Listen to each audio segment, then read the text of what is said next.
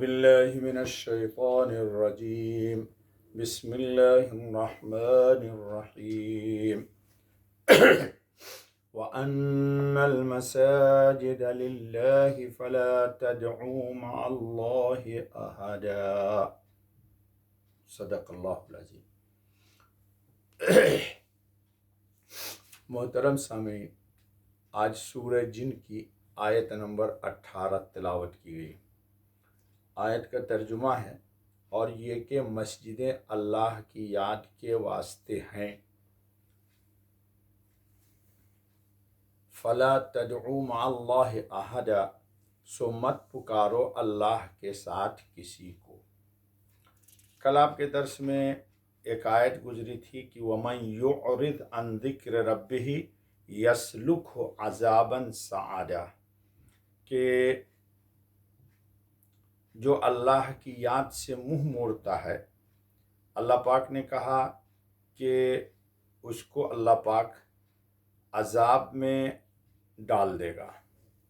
اس کی وضاحت تھوڑی ہوئی تھی اور آپ کے سامنے یہ بات آئی تھی کہ اصل چیز ہے پریشانیوں سے نجات کے لیے تقوی۔ تقوی اگر بندے کے اندر نہیں ہے تو اس کی زندگی خواہ مال کتنا ہی ہو لیکن وہ پریشان ہوتا ہے۔ حضرت ابن عباس رضی اللہ تعالیٰ عنہ کا قول آپ کے سامنے نقل کر دیا تھا کہ مال تھوڑا ہو یا بہت، اگر تقوی نہ ہو تو ایسے مال میں کوئی بھلائی نہیں۔ یہی زندگی کی تنگی ہے۔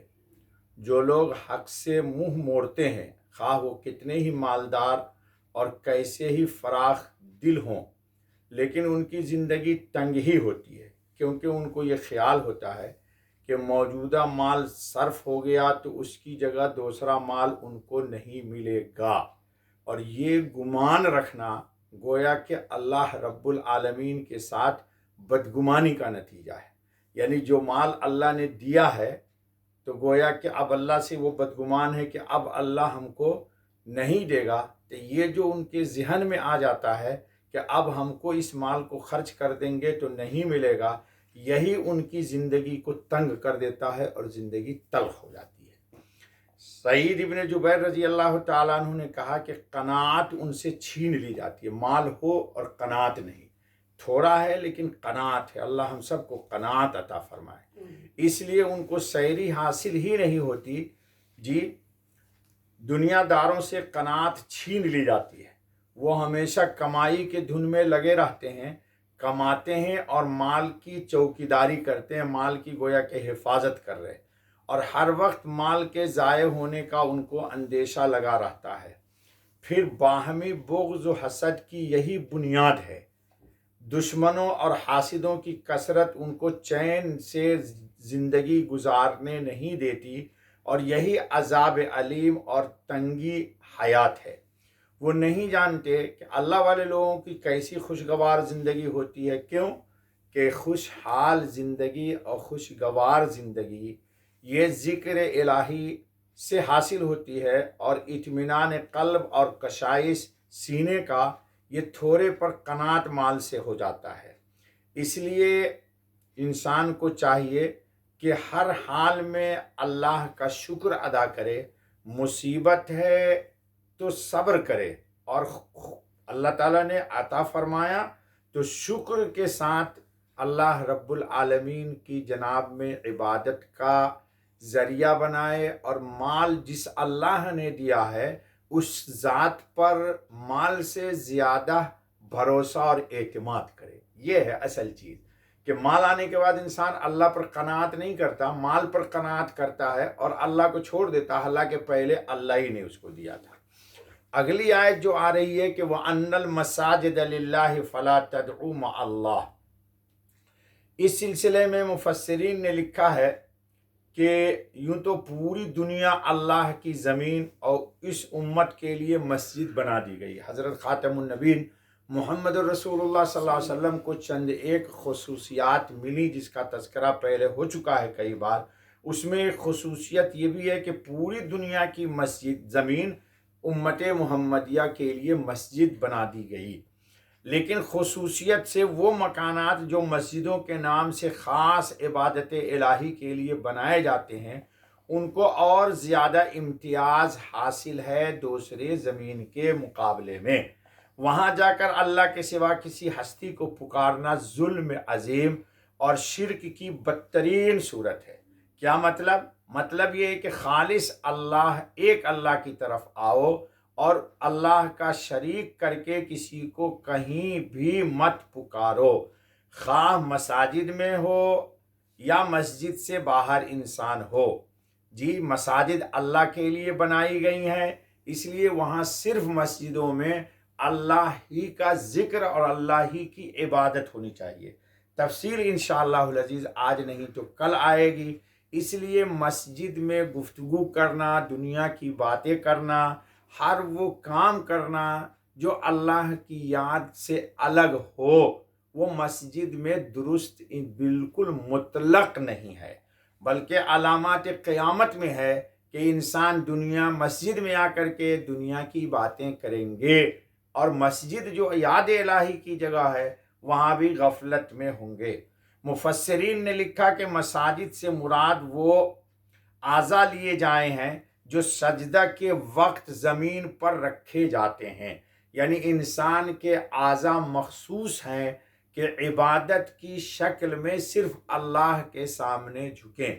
اس وقت مطلب یہ ہوگا کہ یہ اللہ کے دیے ہوئے اعضاء اور اس کے بنائے ہوئے اعضاء ہیں، جائز نہیں کہ اس کو اس مالک و خالق کے سوا کسی دوسرے کے سامنے انسان جھکائے۔ اسی لیے دوسری تمام شکلیں جس میں انسان کے سامنے جھکتا ہے انسان، شریعت میں اس کو پسند نہیں کیا گیا۔ جنات کو مسجدوں میں آنے کی اجازت۔ حضرت ابن عباس رضی اللہ عنہ فرماتے ہیں کہ اس آیت کے نزول کے وقت صرف مسجد اقصیٰ اور مسجد حرام تھیں۔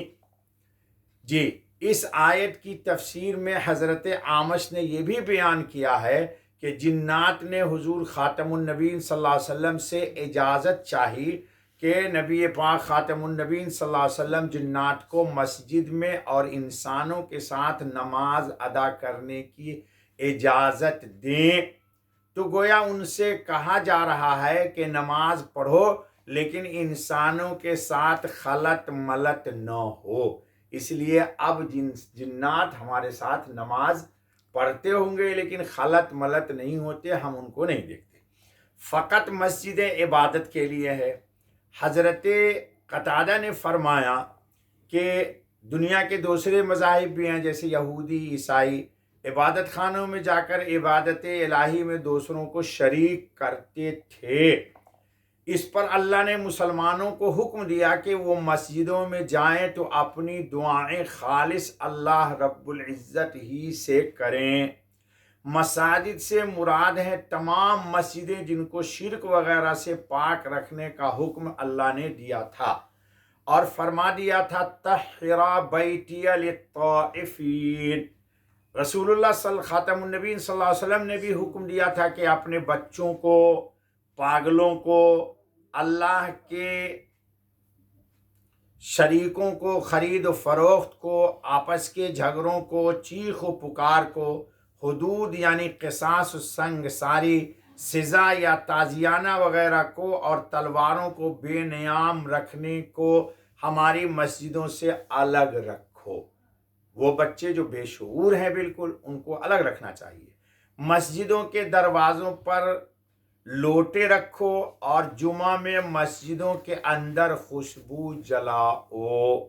تو حضرت خاتم النبیین محمد الرسول اللہ صلی اللہ علیہ وسلم نے بھی گویا کہ آداب مسجد بتا دیا کہ مسجد میں جھگڑا، لڑائی، گالی گلوچ اور خرید و فروخت، بلکہ آئے گی انشاءاللہ تفصیلی روایت کہ کسی کی کوئی چیز گم ہو جائے تو اس کو اعلان کرنے کی بھی اجازت نہیں، بلکہ اس کے لیے آیا کہ اگر کوئی گمشدہ چیز کوئی ڈھونڈے تو اس کو کہو کہ اللہ تمہاری یہ چیز واپس نہ کرے۔ سبحان اللہ و بحمدہ، سبحان اللہ العظیم۔